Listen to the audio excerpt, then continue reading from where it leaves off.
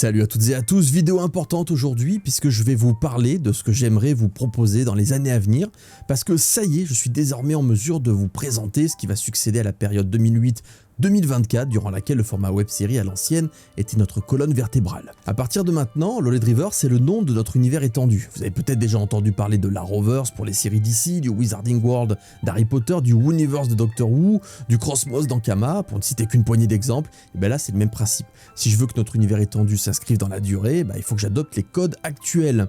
Donc actons que désormais Lolled River regroupe Noob, Neogicia, le bloc de Gaïa, Rush, Reroll, Warp Zone et tout ce qui viendra ensuite. Toutes ces histoires sont interconnectées d'une façon ou d'une autre et une timeline sera créée pour que vous puissiez vous situer d'un simple coup d'œil quand vous regarderez un épisode, quand vous lirez un livre, quand vous jouerez à notre jeu vidéo ou que vous écouterez une histoire audio par exemple. L'une des plus grandes évolutions de Lolled River sur un plan artistique va consister à confier certaines parties du lore à d'autres auteurs que Gaïa et moi. Ça c'est vraiment la plus grosse évolution, c'est un truc que jamais j'aurais cru possible par le passé, mais finalement oui je vais le faire parce que c'est ce qu'il faut faire et que j'ai quelques gages de confiance qui se sont accumulés avec le temps.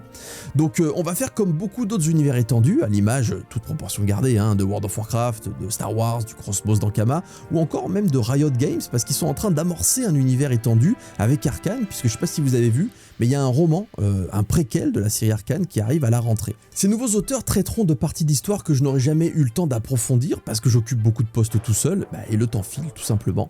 De plus, on a la chance d'avoir un univers original suivi et porté par une communauté vaste et hyper impliquée. Ça c'est hyper précieux. Il y a énormément de gens qui cherchent justement à développer des licences fortes et c'est pas tout le monde qui arrive. Nous avec nos petits moyens, on a réussi quand même à former une belle communauté, une communauté durable, une communauté impliquée et c'est hyper précieux. Donc ce serait dommage, en ayant fait le plus dur, que tout ça finisse par disparaître, faute de contenu artistique régulier. Donc pour que nous, Neogicia et tout notre univers étendu continue de s'intensifier, il faut des rendez-vous réguliers, des rendez-vous chaque année.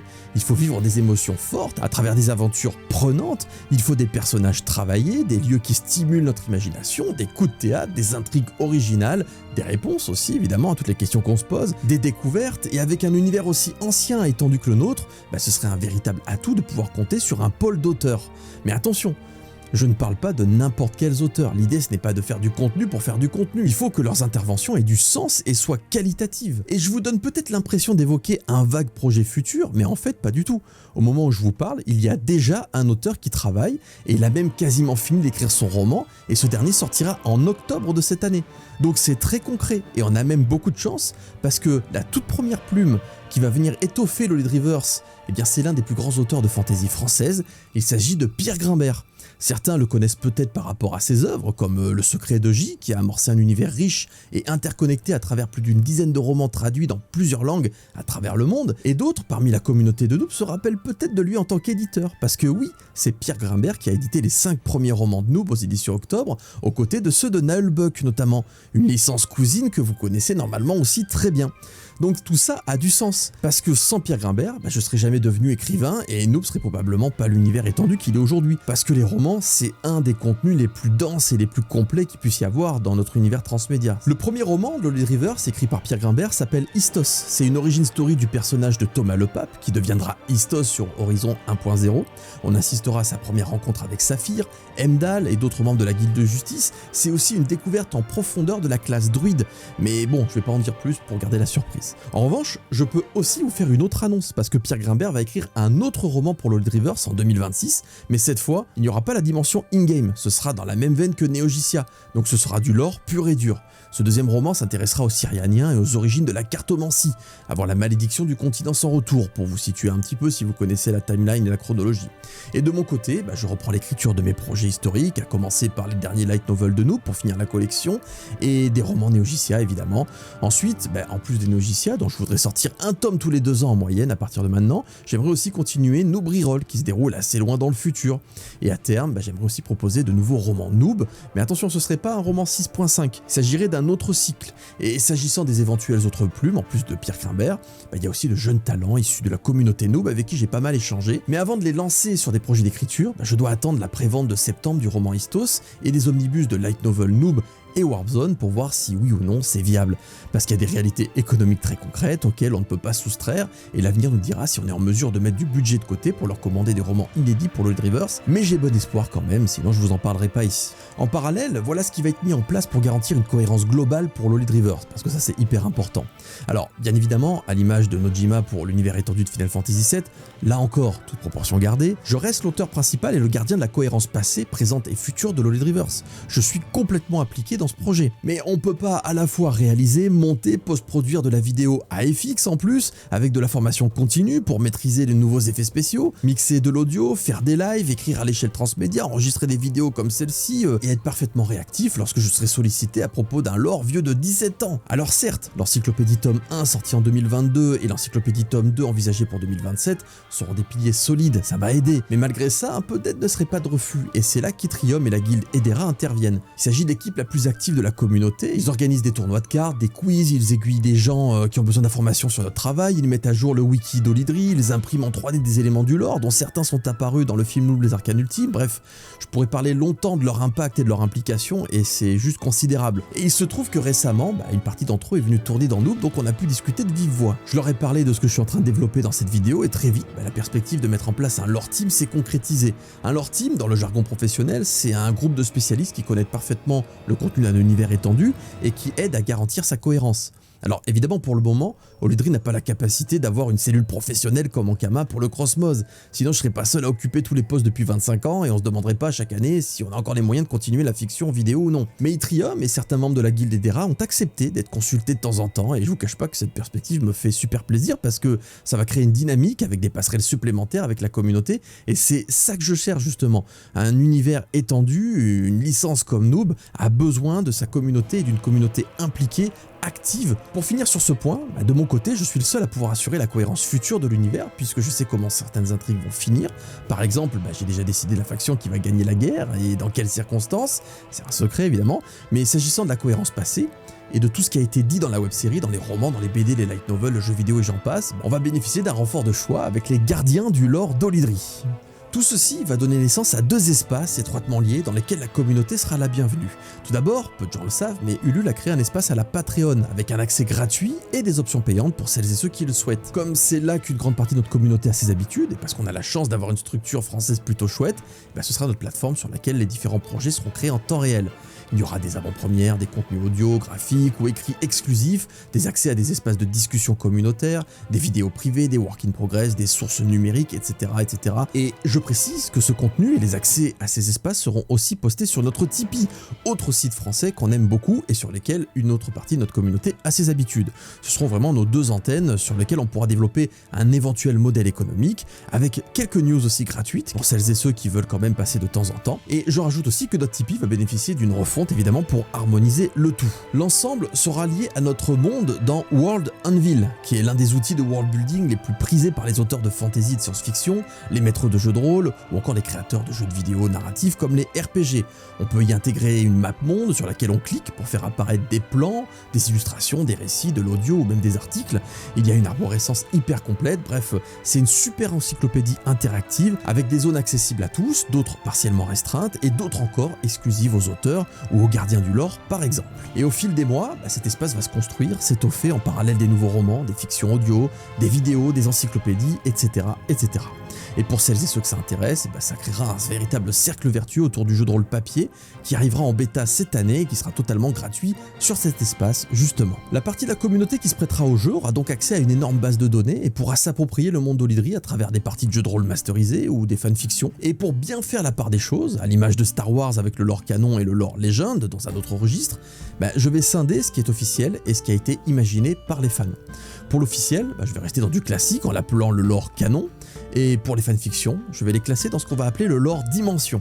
Le lore dimension va faire référence aux donjons éphémères qui ouvrent des brèches entre les réalités, et comme il y a une infinité de possibilités, je laisse le bénéfice du doute, en considérant que chaque récit peut prendre place quelque part dans une dimension du monde d'Olydri. Et comme Warp Zone fait aussi partie de Olydriverse, et que là encore la notion de dimension est présente, ça fonctionne aussi avec les fanfictions qui se déroulent dans le monde réel. Et donc, ce lore dimension, par essence, il est non commercial évidemment, mais les fanfictions sont une composante majeure de l'écosystème l'écosystème des univers étendus modernes et ça me ferait plaisir que certains de vos travaux soient mis en avant. J'aimerais aussi voir la communauté lancer des campagnes de JDR dans le monde d'Olydri à travers des aventures palpitantes qui seraient appréciées par les gens qui suivent Olydriverse et pourquoi pas faire passer un jour des auteurs du lore dimension vers le lore canon en leur commandant des romans, des light novels ou autres avec un véritable contrat d'édition, une rémunération, enfin voilà, le système classique. Tout ça pour dire que en se structurant et avec une dynamique créative retrouvée, tout deviendrait possible.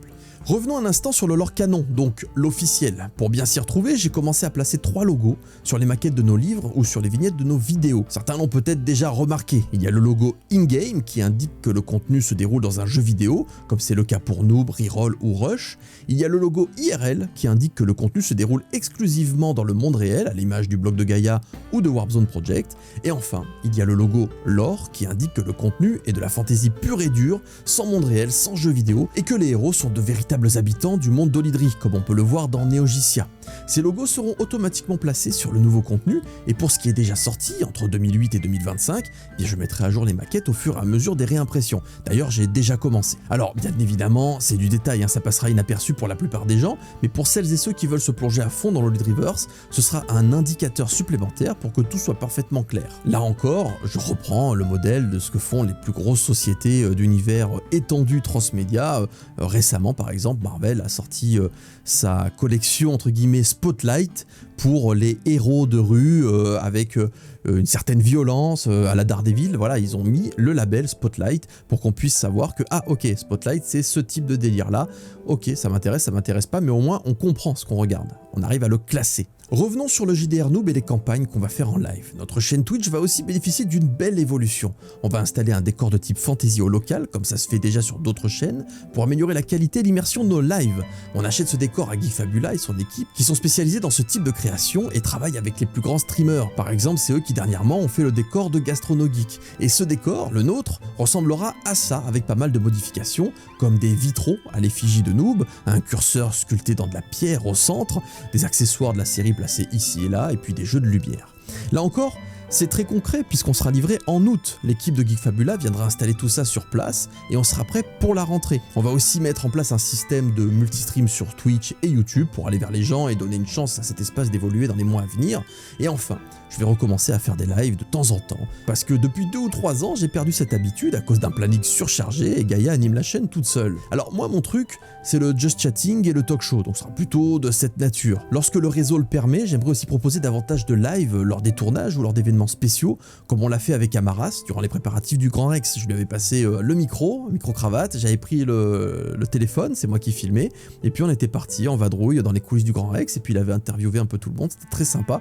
Voilà, j'aime bien ce genre de choses spontanées qui vous met au cœur de l'action quand il se passe quelque chose d'un petit peu spécial. Et puis, petite précision, il se pourrait aussi que je fasse un petit peu de gaming lorsque je dois capturer un jeu en vue de certains contenus hybrides dont nous allons parler juste après. Toujours dans une logique de dynamisme au profit de l'univers étendu et de la communauté, il faut aussi cerner nos limites et accepter le fait de se faire aider quand c'est judicieux, et ça passe par la vente de certains droits d'exploitation de nos licences à des sociétés spécialisées. On l'a fait avec Microïd, ça a permis aux jeux vidéo Noob de sortir en physique et en numérique sur Nintendo, PlayStation, Xbox. Le RPG a aussi été traduit dans 6 langues et distribué sur plusieurs continents tout en bénéficiant de patchs supplémentaires jusqu'à être corrigé. Et d'ailleurs, après le dernier patch, pas mal d'entre vous m'ont envoyé des captures d'écran après avoir platiné Noob sans faction, et ça fait plaisir. Donc s'agissant des nouvelles sessions de droits d'exploitation, je pense notamment à une sortie au format webtoon de nos mangas et bandes dessinées, parce qu'en ce moment on est en train de bosser sur le dossier, et si ça se signe dans les prochaines semaines, il n'est pas impossible que d'ici fin 2025 on annonce l'arrivée de ce format pour les mangas Noob Reroll, Neogicia, ainsi que pour les bandes dessinées du bloc de Gaïa, de Neogicia et de Warp Zone Apocalypse. Parce que j'ai pas pour projet de faire du webtoon avec Olydri Studio. Alors si nos contenus graphiques peuvent exister de cette manière grâce à une société spécialisée, ça peut être que positif. On peut peut-être trouver un nouveau public, peut-être générer un autre modèle économique qui permettrait de financer d'autres contenus, etc. Ça peut créer un cercle vertueux. On est aussi en train de prospecter pour faire adapter nos romans de Noob en livre audio, parce que même si on a les compétences et le matériel pour le faire nous-mêmes, ça demande énormément de temps et certaines structures sont excellentes dans ce domaine. Donc on verra comment ça se passe pour les romans Noob, mais à côté de ça, par contre, je vais garder les droits des romans Neogicia pour les adapter moi-même à ce format, parce que j'ai quand même aussi envie de le faire un petit peu. Je vais pas vendre tout le répertoire, mais j'aimerais quand même bosser sur une immersion sonore soignée pour quelques livres.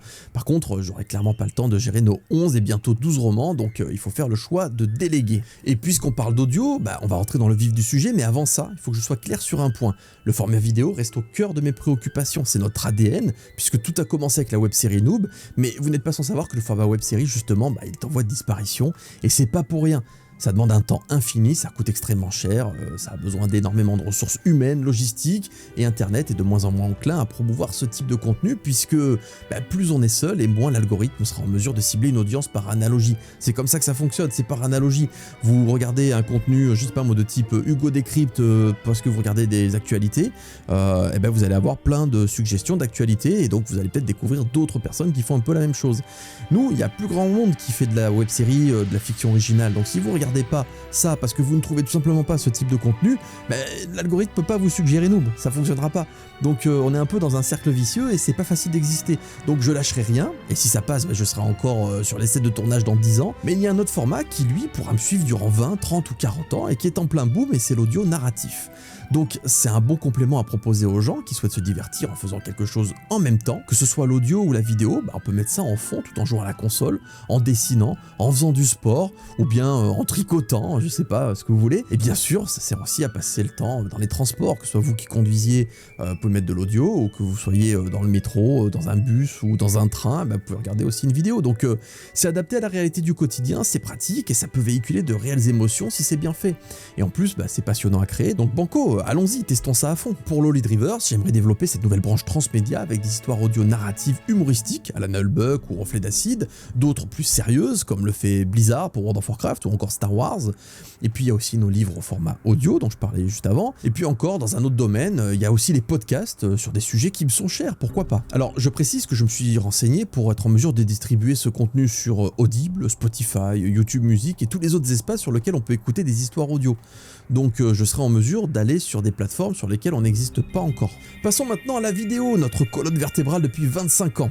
Là aussi, il fallait faire évoluer la formule parce que tant que la web-série feuilletonnante était en cours, c'est-à-dire sous forme de saisons qui se suivent, rien de tout ce que j'ai annoncé dans cette vidéo n'aurait été possible. Tenir des intrigues sur 11 saisons de 1h30 à 3h chacune, avec des arcs narratifs hyper denses, c'est compliqué quand on tourne entre copains sur notre temps libre. D'autant que maintenant on est parents et on a des métiers, parfois la responsabilité. Ça a fini par me prendre absolument tout mon temps, c'était un véritable casse-tête. On y arrivait, on a réussi à finir à pleine puissance, mais c'était de plus en plus vraiment compliqué. Vous imaginez pas les efforts qu'il a fallu faire pour se dire ok, toi t'es pas disponible à ce moment là, dans ce cas là je vais tourner l'histoire comme ça, je vais plutôt véhiculer l'histoire par tel personnage, ensuite tu interviendras à ce moment là, etc. Ah et machin truc il a dû annuler au dernier moment, c'est pas grave, je repense le truc, etc.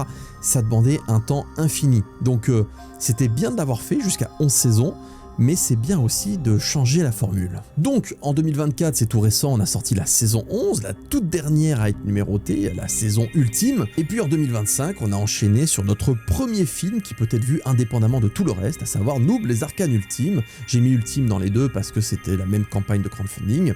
C'est un film de 1h55 et oui, il a bénéficié de moyens colossaux puisque que ce soit la saison 11 ou donc le film, ils ont bénéficié du crowdfunding de 2022 qui était juste colossal et qui est à ce jour le record dans la catégorie film et vidéo sur Ulule. Ensuite, pour le présent et donc le futur, j'ai décidé de me caler sur le modèle des dernières fictions qui nous ressemblent et que je connaisse, à savoir Viva la Dirt League et Deerstalkers Pictures, des groupes réciproquement néo-zélandais et australiens, donc c'est pas la porte à côté, je sais pas si vous connaissez mais ils sont hyper célèbres.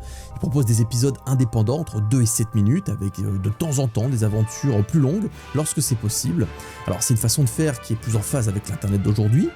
C'est plus flexible pour les équipes et visiblement c'est apprécié par les spectateurs puisque l'un a 7 millions d'abonnés et l'autre 1 million. J'ai pas beaucoup de références moi dans le monde sur internet, des gens qui font la même chose que nous, il n'y en a quasiment plus, on est les derniers dinosaures et même à l'échelle du monde il n'y en a pas tant que ça. Donc je prends ce que je peux comme exemple, je vois comment il fonctionne parce que c'est vrai que moi je m'étais enfermé dans le vieux modèle des années 2000, enfin des années 2008 à 2012 à peu près, pendant la grande époque des web-séries. Et après, je me suis totalement désintéressé de ce monde-là et je suis allé au bout de ce que j'avais envie de faire avec donc ces 11 saisons. Et quand je suis arrivé à la fin des 11 saisons, j'ai dit ok, j'ai encore un film.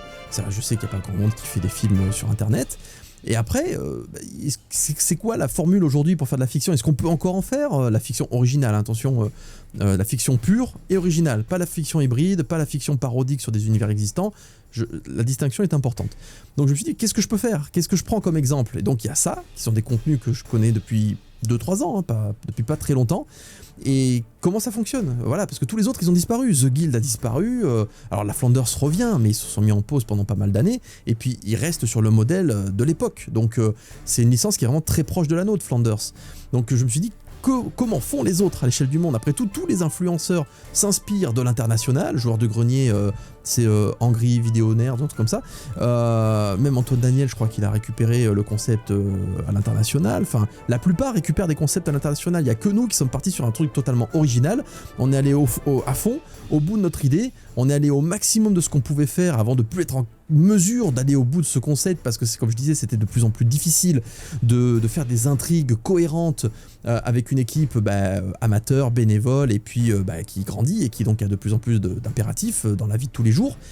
Donc je me suis dit, ils font comment les autres? J'ai trouvé ces deux exemples-là. Et si vous en avez d'autres, donnez-les-moi en commentaire s'il vous plaît. Si vous avez des fictions 100% originales, vraiment 100% originales, hein, à la Viva la Dirt League, à la Deerstalkers Pictures, etc., et que ça rayonne, ils ont des bonnes idées, etc., je suis vraiment très très preneur de références, parce qu'il y en a de moins en moins. Donc du coup, ces deux références-là, je m'en suis inspiré, j'ai regardé ce qu'ils font, et je me suis dit, ok, leur formule, elle correspond totalement à ma réalité d'aujourd'hui. Alors évidemment, nous on n'a pas cette force de frappe, hein, puisque je vous rappelle que je suis tout seul à tous les postes techniques, mais si un modèle économique émerge de tout ça, peut-être que je pourrais déléguer certaines parties et ainsi augmenter le rythme des sorties. Parce que non, j'ai pas 1 million d'abonnés, j'ai pas 7 millions d'abonnés, j'ai pas un gars qui est uniquement réalisateur, j'ai pas de cadreur, j'ai pas une autre équipe qui va s'occuper des effets spéciaux, j'ai pas une autre équipe qui va s'occuper du son, je m'occupe de tout. Donc je peux pas sortir une vidéo tous les 2-3 jours comme il leur arrive de le faire. En tout cas, cette façon de faire, elle aura le mérite de me permettre de continuer la fiction au format vidéo parce que c'est compatible avec les impératifs de ma vie d'aujourd'hui, tout simplement. Et puis aussi avec les impératifs de la vie de l'équipe. Parce que si jamais je leur dis de venir de tourner et qu'on fait un one-shot, si jamais les gens me disent « Ah ben non, finalement je suis pas là, c'est pas grave, j'ai pas de super intrigues qu'on a tourné sur 2 ans à faire tenir, c'est pas grave, c'est un épisode. » Donc si t'es pas là pour cet épisode, tu seras là pour le prochain. Et pour cet épisode, du coup, je m'adapte aux équipes qui sont présentes pour avoir un thème adapté à tel ou tel personnage. Tout ça pour dire que oui, Noob en vidéo, ça continue. Et au moment où j'écris ce texte, la campagne Warp Zone vient de passer les 250K. Et donc je peux même aussi ajouter, en plus de vous dire un immense merci, que Warp Zone aura droit à des petits épisodes one-shot, en plus de l'arc Warp Zone Rebirth, à l'image de ce qu'on commence à faire avec Noob. Et de vous à moi, si la conjoncture, la santé et la communauté le permettent, je partirai pas à la retraite sans proposer un tout dernier film Noob dans quelques années, d'autant que j'ai déjà les grandes lignes de l'intrigue en tête, donc voyons déjà comment les choses évoluent, puis on en reparlera dans 5 ou 6 ans si on est encore là, parce que ça peut aller très vite dans un sens comme dans l'autre. Et pour finir, dernier point, toujours dans le domaine de la vidéo, certains épisodes seront hybrides. Vous vous souvenez tout à l'heure, je faisais bien la distinction entre des contenus de fiction hybride et les contenus de fiction pure. Alors pure, il n'y a aucun jugement de valeur, hein, c'est au sens premier, c'est-à-dire que ce n'est que de la fiction. C'est de la fiction avec un univers original à 100%. Il n'y a pas de parodie, il n'y a pas d'analyse journalistique dedans, voilà, c'est vraiment que de la fiction. C'est Noob, typiquement les contenus Noob. Et puis de l'autre côté, ça va être Joueur du Grenier, par exemple. Je vous donnerai d'autres exemples, mais voilà, c'est ce genre de distinction-là que je faisais. Donc, dans notre exemple, notre fiction hybride, ce serait les héros de Noob qui seraient à l'écran, mais leur tranche de vie serait entrecoupée d'analyses de contenu transmédia. Donc là, c'est la formule, c'est l'autre formule, celle qu'on voit un peu plus que la fiction pure, parce que là, il y a quand même des gens qui font ça. Dans mon cas, ça fait plusieurs années que j'en parle, mais tant que les saisons numérotées n'étaient pas terminées, il n'y avait aucune chance que je puisse m'essayer à ce format. Alors, pour vous donner des exemples concrets, en plus de Joueurs du Grenier que je viens d'évoquer, il y a aussi Nexus 6, qui fait ça très bien, ou encore Rétro Découverte, Edward, qui fait ça aussi très très bien, chacun dans son registre. Alors, par contre, en ce qui me concerne, côté analyse, mon truc à moi, c'est le transmédia. C'est là que je suis le plus légitime, donc ce sera mon thème principal. Et pour la comédie, les héros seront ceux de Noob, puisque dans le monde réel, eux aussi regardent des séries, des films, lisent des livres et jouent à d'autres jeux vidéo que le MMO qu'on a l'habitude de voir. Donc on aura quand même Kevin le Pape, Morgane Lavande, enfin voilà, on va quand même garder nos rôles, mais entrecoupés d'analyses de contenus qui me sont chers, qui me plaisent, parce que j'ai aussi envie, alors je sais pas quand je vais le faire, peut-être je vais commencer cet été, c'est ce que j'aimerais bien, mais j'ai tellement de projets que on va étaler ça dans le temps. Mais en tout cas, voilà, c'est acté, je vais au moins en tester un. Et ce sera l'occasion pour moi de me plonger dans des études de contenu qui me plaisent, qui mêlent écriture, créativité, divertissement. Et donc si en plus vous passez un bon moment devant le résultat final, ce sera une super expérience pour tout le monde. Voilà, je pense avoir fait le tour. J'ai mis pas mal de temps avant d'enregistrer cette vidéo parce que je voulais qu'une partie de ces annonces soit concrète. C'est le cas des Nouvelles Plumes avec Pierre Grimbert qui bosse depuis l'année dernière sur un premier roman qui sortira donc cette année. C'est aussi le cas des nouveaux formats d'épisodes, puisqu'on en a déjà sorti un et que je suis en train de monter le deuxième. On en a tourné 5 en tout. C'est le cas aussi de l'arrivée des nouveaux décors pour notre studio Twitch, qui devrait prendre, entre guillemets, une autre dimension. Après, on verra si jamais le nombre de viewers suit. Moi, en tout cas, je vais essayer de venir aider Gaïa dans mon registre, et peut-être que l'union faisant la force, petit à petit, le nombre de viewers va augmenter. C'est le cas aussi de la bêta du jeu de rôle Noob, parce que c'est un énorme travail de créer un JDR, et l'équipe Reflet d'Acide, donc JBX, Petulia et donc Gaïa, c'est le trio qui a travaillé sur ce projet. Ils font énormément de réunions et on va avoir un vrai JDR qui tourne, totalement original. On va pas récupérer les règles de Donjons et Dragons, on va pas récupérer les règles de, je sais pas moi, Cthulhu, etc. C'est une véritable création à 100%, le JDR Noob créé par un des grands pontes du monde du jeu de rôle papier en France, c'est-à-dire JBX, qui est le chef de projet, et vraiment on est hyper fiers.